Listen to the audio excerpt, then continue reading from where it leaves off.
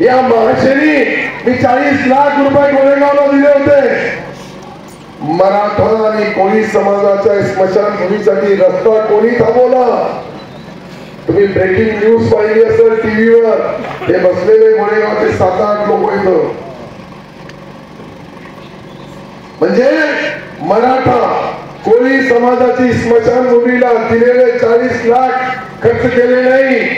दुर्दैवाने त्याच्या घरासमोर त्या ग्रामपंचायती समोर अंत्यविधी झाला. आपली बदनामी झाली सिल्लोडची.